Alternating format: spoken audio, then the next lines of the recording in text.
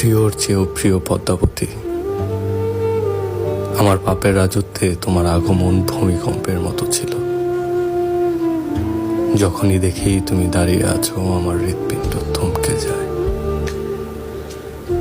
চোখের সামনে 6 বছরে গড়ে তোলা ভারী দেয়াল ভেঙে চুরমার হয়ে যায়। আমার চোখের মনি পদ্মজা,